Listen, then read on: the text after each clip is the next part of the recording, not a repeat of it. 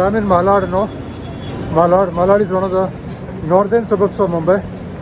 And today we are heading to one of my favorite locations, one of my favorite retreats here in Malad, Aksa.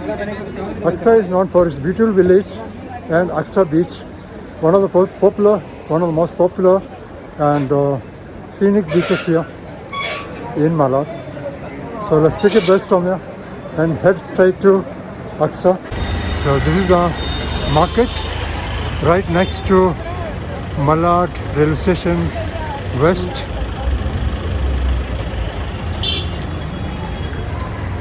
So I'll take a bus from here. So this is the bus stop. Bus number is 271. Okay, I'm waiting for bus now.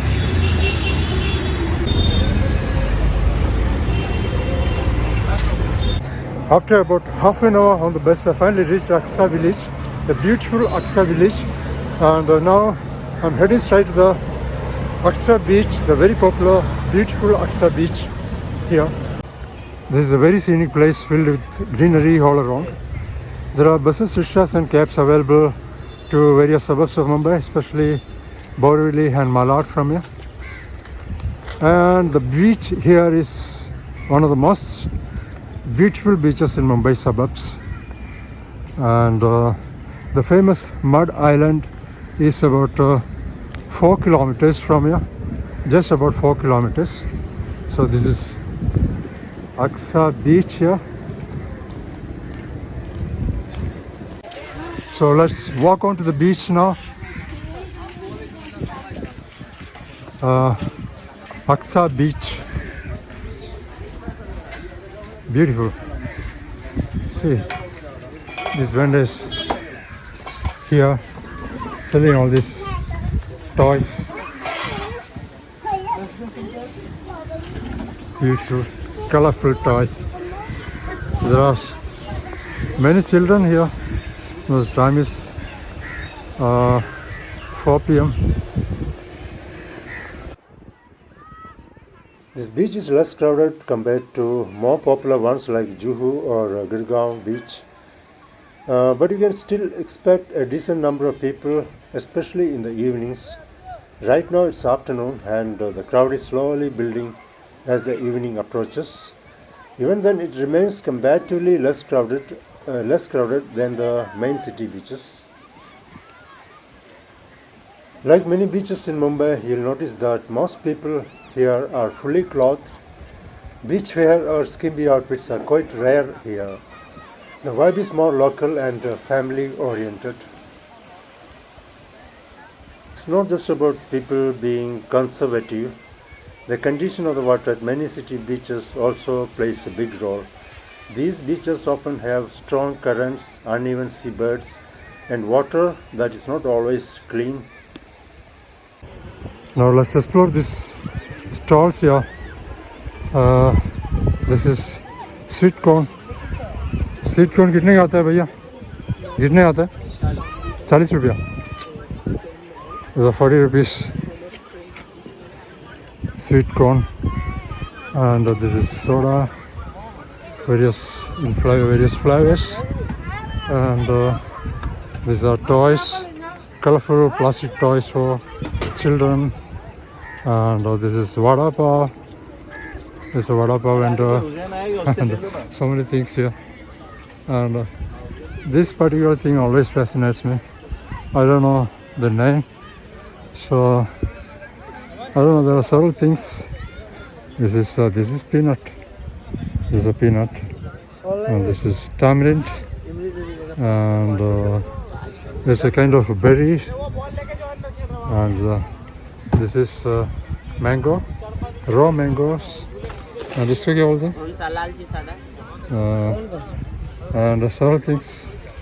These are found at all beach areas in Mumbai, at all beaches in Mumbai. And of course this coconut vendor, without coconut vendor the beach is incomplete. Okay, there are several coconut vendors here. And this is some kind of Uh, I don't know, I don't remember the name, but it's a children's play area. Something, what is this called? इसको क्या बोलते हैं भैया? इसको क्या बोलते हैं? Trampoline. Trampoline. Okay. Trampoline. But I think it's something else. I don't know. I don't remember exactly. So he says trampoline. Anyway, there are several things. The beach is so vibrant. The time is 4 p.m. 4 past 4. And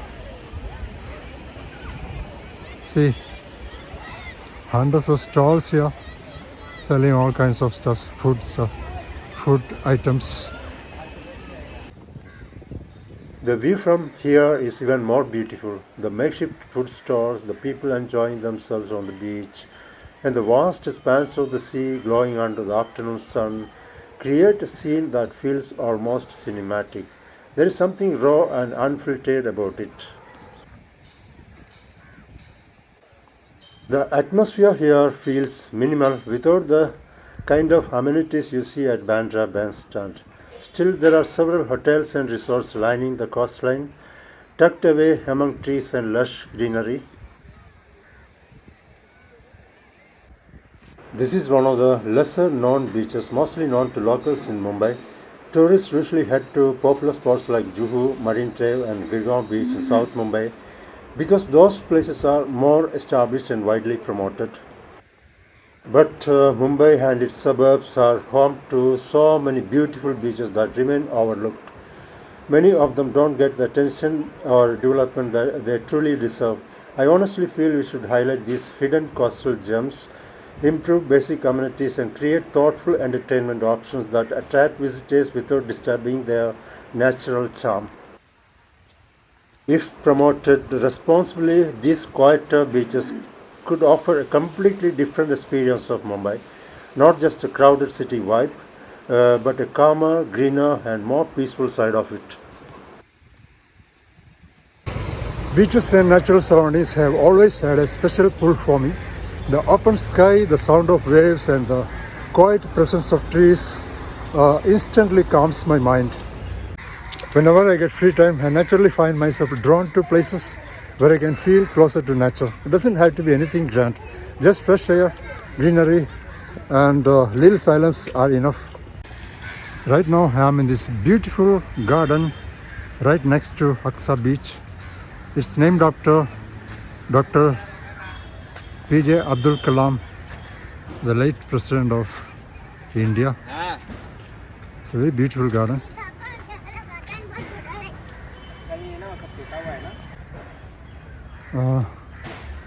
This was under renovation sometimes back when I came here, and now it's turned to a beautiful garden with sitting arrangements and many other things like children's play area like this, and lighting arrangements and many things here.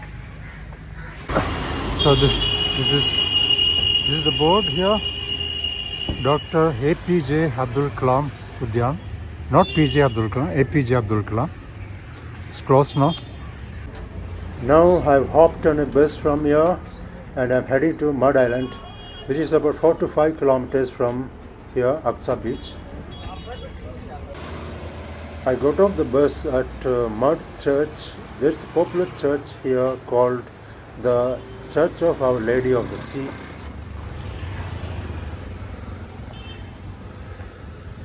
This is the Church of Our Lady of the Sea. This is one of the most important landmarks on Madh Island. It stands quietly near the coastline, surrounded by palm trees and village homes, reflecting the strong Catholic heritage of the local East Indian community. The name Our Lady of the Sea refers to the Virgin Mary. In coastal communities around the world, Mary is often given titles connected to the sea because fishing villages depend heavily on the ocean for survival. For the people of Madh, the sea is both a source of livelihood and a force of nature that can be unpredictable. So they look to Mother Mary for protection, guidance and safety, especially for fishermen who venture out into deep waters. Now I'm just exploring this raw, rustic fishing village here, which looks untouched by the fast pace of the city. There is a salty breeze in the air, the sound of waves in the background. The vibe is not polished or commercial. Most of the houses in this mud village belong to the East Indian Catholic community. It no longer looks like a typical fishing settlement. Instead, you see more modern apartment style homes. Perhaps the village is slowly embracing the city's influence. This particular area is used for drying fish. These wooden frames you see here are used to hang larger fish out in the sun. Inside, even the ground space is carefully arranged for the same purpose, where smaller fish like prawns and other varieties are spread out to dry. This whole stretch is basically an open-air workspace for the fishing community. Here is one school for children. These tall wooden frames are designed to let the sea breeze pass through while the fish hang evenly spaced under the sun. It's a traditional method that has been followed for generations. The strong coastal wind and heat work together to naturally preserve the fish. Now let's go a little further toward the rocky shoreline here. The coastline here is rocky, unlike Aksa Beach. Some parts of the shoreline here are rocky because they are made of hard basalt rock formed from ancient volcanic activity in the Deccan region. These rocky stretches are more resistant to erosion, so instead of breaking down into sand, they stay rough and uneven. Places like Bandra and Worli have a lot of this natural rock formation. And on the other hand, sandy beaches form where waves deposit sediments over time. Rivers, tidal currents and sea waves carry tiny particles of rock, shells and minerals. When the water slows down near the shore, these particles settle and gradually create sandy stretches like Juhu or Aksa. These areas are usually flatter and shaped continuously by tides. Wave energy also plays a role. Stronger wave action can wash away finer sand and leave behind rocks. Now the sunset is over and I am at the Madh Village market area. It's a bustling little market with almost all essential goods and services you might need. There are not any big shops or flashy showrooms here. Instead, it's a typical village market with street vendors and small shops lining both sides of the road, selling household items, fresh fruits and vegetables. Rickshaws, motorbikes and bicycles are weaving through the crowd. There are mobile shops, garment sellers, grocery stores and fruit and vegetable vendors. It has all the elements of a typical village market, yet it is not far from the rush of the city. There is a huge crowd here now, and you can feel the energy building as the evening settles in. Shopkeepers are calling out to customers, scooters are slowly weaving through the narrow lane, and people are bargaining over prices. The air smells of fresh produce, fresh fried snacks, and the sea not too far away. And I finally made it to Madh Jetty. This is Madh Jetty. And from here I am heading to Versova by boat. And now I am at Versova Jetty. Motorbikes and scooters slowly roll off the ferry, followed by passengers carrying bags and groceries. On one side, fishing boats are neatly lined up, gently rocking with the tide. On the other side, a fresh group of people already waiting to board the next ferry back to Madh. It's fascinating how close these 2 points are, just less than 5 minutes apart. Now I have entered the Versova fishing village. The narrow lanes are filled with rickshaws and bikes, which often make movement difficult, but the energy here never stops. Unlike Madh Village, which has a strong East Indian Catholic presence, this area is predominantly Koli community. The East Indian Catholic community traces its roots back to local inhabitants who embraced Christianity during Portuguese rule, while the Kolis are among the original fishing communities of Mumbai. Now I'll take a bus to Andheri railway station from here.